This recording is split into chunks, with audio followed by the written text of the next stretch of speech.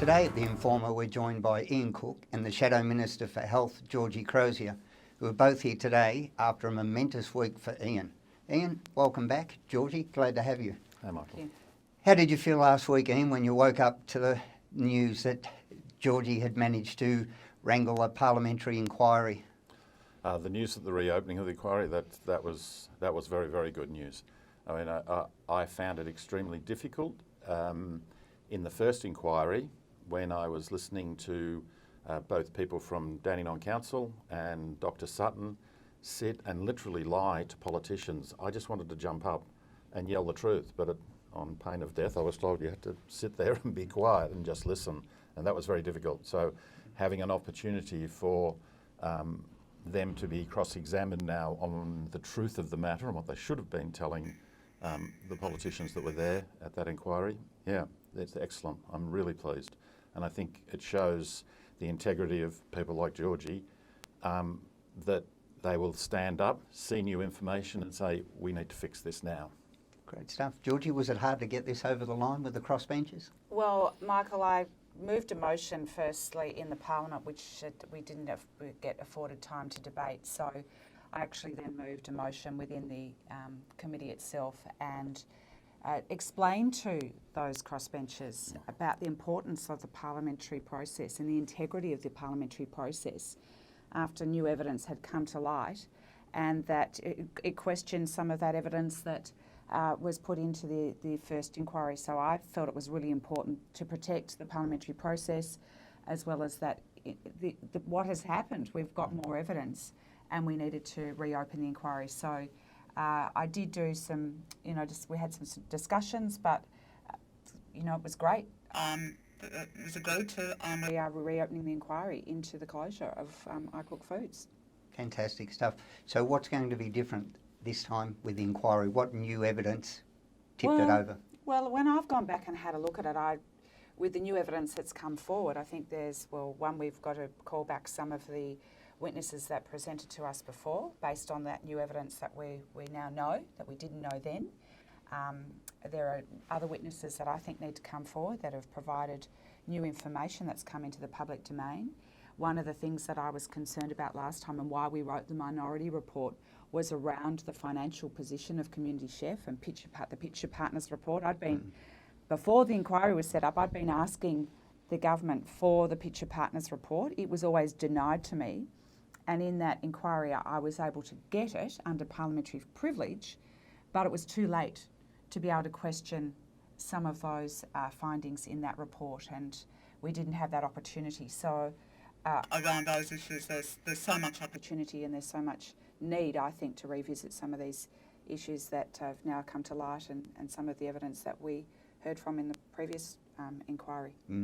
This report, Ian, it asks more questions than what it answers, doesn't it? Especially around the $800,000 that was requested to pump up Community Chef's balance to $1.8 million that they said they needed, the extra $800,000, and it's never been accounted for. There was no due diligence, no inquiry by anyone that we can see as to why it was needed, the $800,000, and it went in and it came out and we're still not sure where it's gone. Is that correct? Yes, that is correct.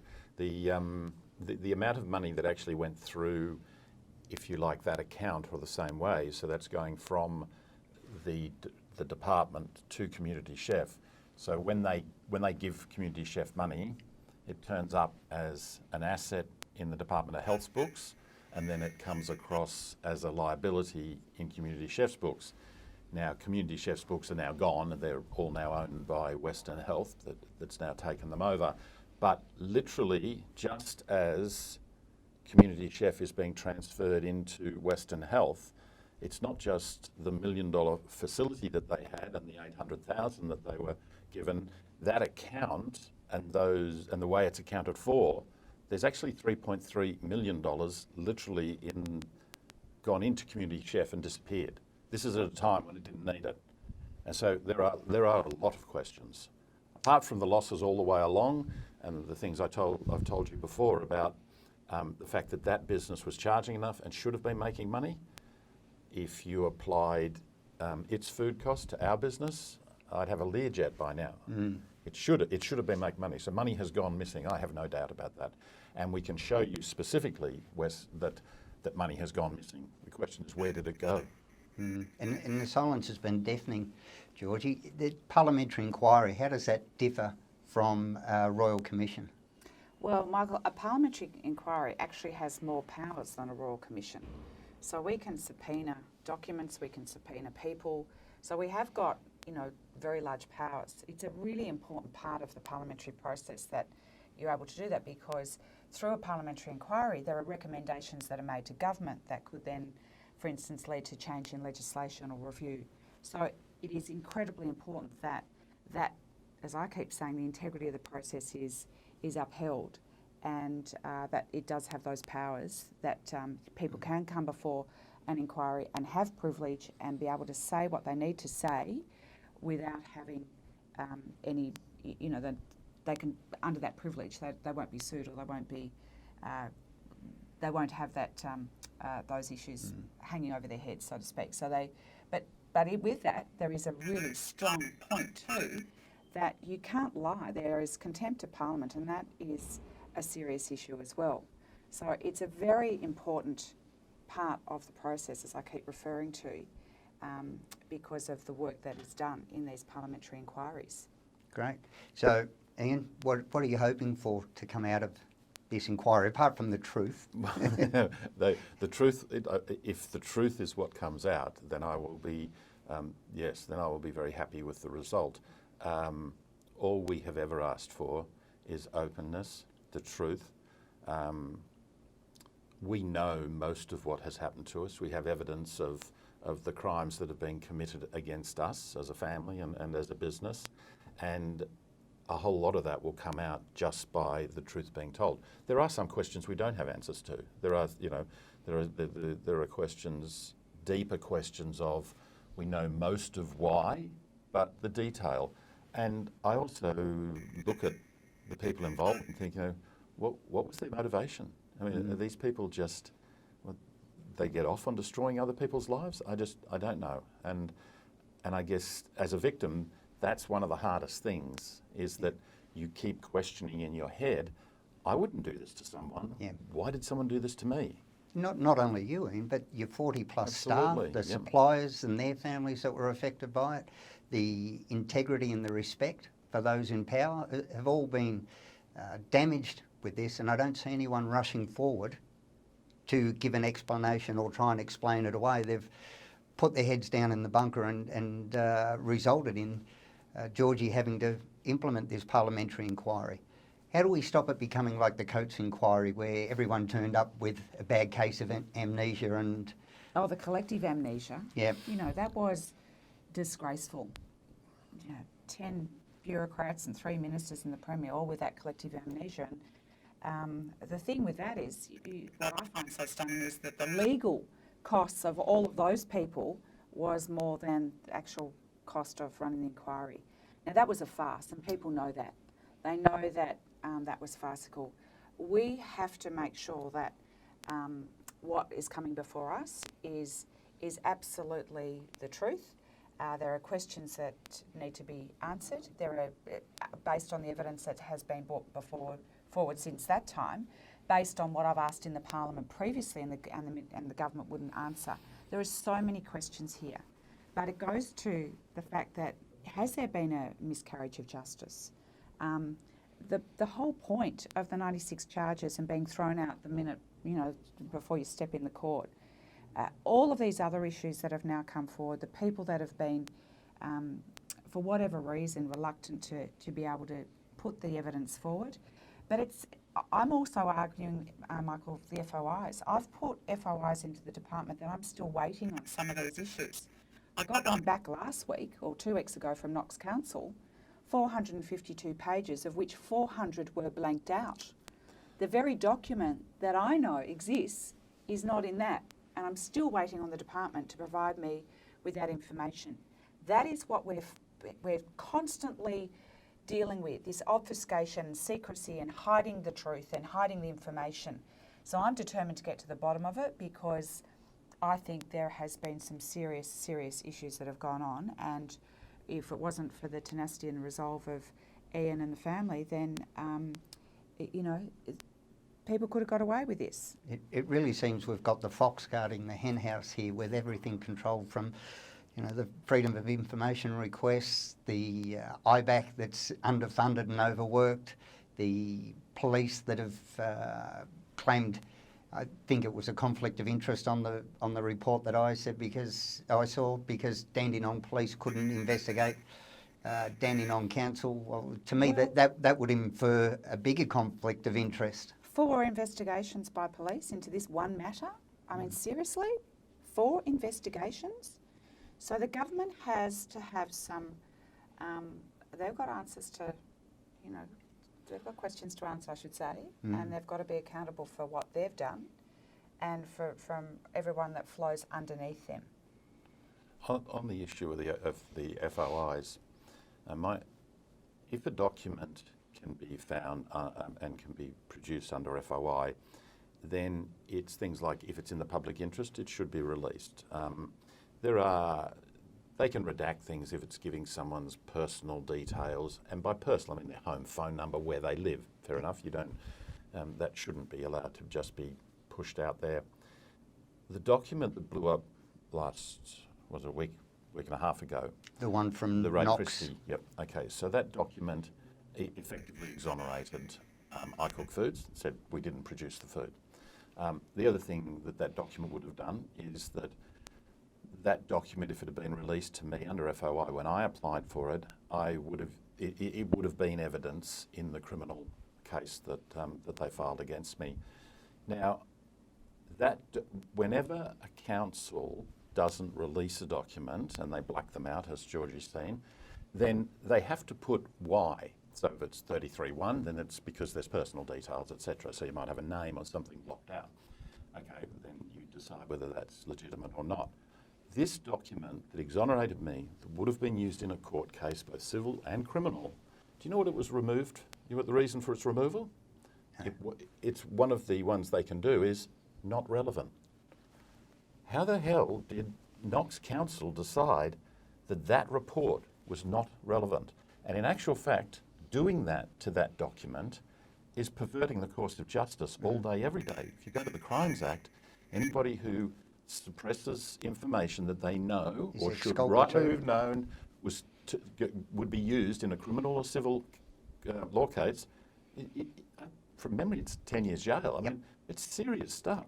And that's the thing. The search and the investigation is a search for the truth, not a search for an outcome. So if the truth is that this document showed there were 6 suppliers to Knox Hospital, correct, where this poor lady contracted listeria, and they just went straight for you and said, iCook Foods were the only supplier, and Knox Private Hospital had provided a report back to Ray Christie saying, no, not true, there are 6 suppliers, and that document there that stopped a proper investigation, because somewhere there's a supplier that did have listeria because this woman did contract it and did die.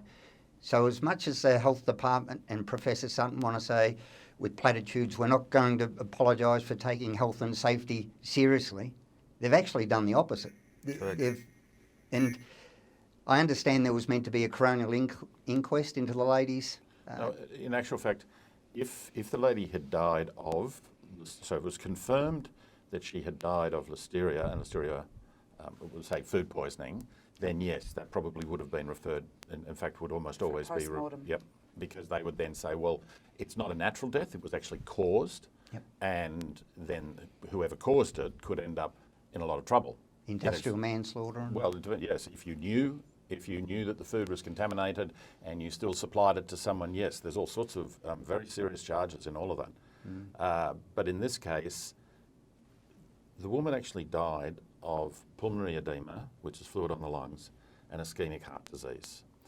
She had the condition of listeriosis. Now, they have said that she had listeria, effectively listeria meningitis, right? So it had gone to the central nervous system. But that was never confirmed, right? And because no post-mortem. Well, and there are other ways they could have done it. I mean, if you want to confirm something like that, then you would do a lumbar puncture and they would know. but those things never happen. Now, I've spoken to people at that hospital who I know, who knew what was going on at the time. Now, they've said to me, none of that happened. Some of that was just, if you like, a clinical diagnosis, which is an unconfirmed. Now, it might be that a clinical diagnosis was accurate, but until you confirm it, you can't say this is what happened. But she might have had listeriosis for a very long period of time too. Yeah. Which contributed to the other problems. Well, if you actually do the date lines, it just doesn't work. The woman came in on the 13th, right, and supposedly didn't have it. Now, we don't know if the blood test was done then. No one will tell us. It would seem extraordinary that someone went into a hospital of that size and didn't have a blood test done when she entered. But, putting that to one side, from the 13th to the 23rd is 10 days. When you start doing it, for listeria to enter you, so you have to eat something, so it goes from your stomach, it then enters the bloodstream. So you've got bacteremia, which is just the bacteria itself, bang, is in your bloodstream. Now, that's not a huge problem. It can be easily treated. It goes from that to become septicemia, where you've got a higher load in the blood system, and that's becoming more serious. Yeah. And from that, it then goes from that, it then goes into the central nervous system. That's not going to happen by the time she get it in 7 days. I mean, it's a 14 to 21 day. Every report I have ever read now, and I'm no expert, but I've had to read a lot about this because of what happened to us, it's a 14 to 21 day cycle. It just couldn't have happened in the time frame. So, Georgie, where to from here? What sort of time frame are we looking at? Well, Michael, I wanted the hearings to start fairly quickly, but that we couldn't fit that in. So we're hoping to have hearings start in August, and then the report to be tabled in the Parliament in October. So it's a few months, but it's just because there other work that the committee is doing. But I don't see that it'll interfere with any of that work. It's just we need to get these hearings up and running to get to the bottom of what's gone on. What do you think will be the main question?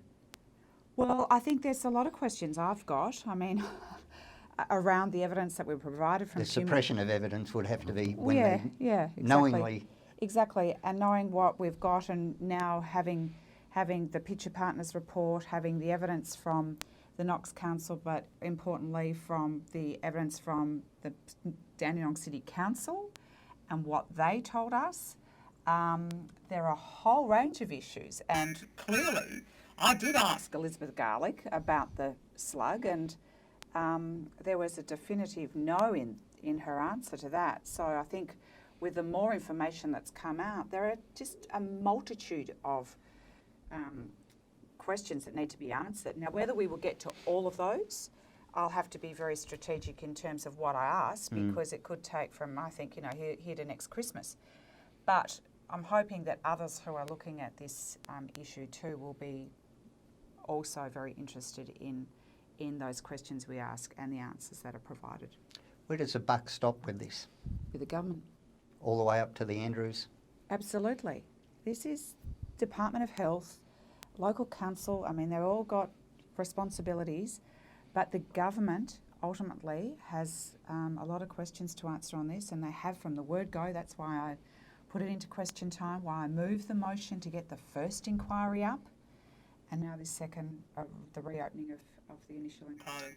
And back to the health department, to me as a layperson, it seems just mind-boggling that the conflict of interest, that you can have someone from Dandenong City Council on the board of Community Chef that is in direct competition to iCook Foods with the ability to close down iCook Foods. Not only that, the information that was then provided to the health department and how the health department actually did what they needed to do on a very serious issue of shutting down a business, and whether that process was followed properly. So that's why I say government, because the department is part of the government. And it goes back to what's happening in relation to why the minister wouldn't give me the financials around Community Chef, how they were operating, the Picture Partners report, that all of those elements, that's the government. Yep. They've got a lot to answer for. Yeah, and I just want to reiterate, It's not just closing down a business. Ian had built this business, family business, 40 years. He could have gone to jail based on what they said. 40 plus staff gone out of Correct. work. Like, And there, look at those impacts to those people. It is a ripple effect, and it's a very, very large ripple effect. And I think that's why I say I take my hat off to Ian and the family for being so tenacious and having such resolve in getting to the bottom of this. For that what's been done to them. not to mention yourself, Georgie, having great shadow government that holds them to account. Well, that's my job, Yep. holding the government to account. I'll continue to ask the questions and continue to ask this government. They need to be accountable on a range of things, and this is just one of them. Ian, final word to you. What would you like to wind up with? Well, I was just listening to what Georgie was saying then, and when you talk about where the buck stops and who it is, I think it just cannot be forgotten that the Food Act was changed in around 2010, and the Minister was Daniel Andrews. Community Chef was funded through the Health Department, and the Minister was Daniel Andrews. Community Chef continued to lose money, and the Food Act that's supposed to be, how should I say, fair for all of us, and we trusted it, and we trusted the Health Department, has corruption written into it, because the fines and everything that they earn from it, that a council writes, they get to keep it all, and that's written into the Act. Once again, it was written in by Daniel Andrews. It would appear that he's just engineered the whole thing, and I think he's the one that has to answer a lot of questions. And it will be great, thanks to Georgie, to be able to see that answered in Parliament, under parliamentary inquiry, powers greater than a Royal Commission. So, Ian, Georgie, thank you so much for your time, and best of luck, Ian. I'm really rooting for you. No worries. Thanks, Michael. Thank you, Thanks, Michael.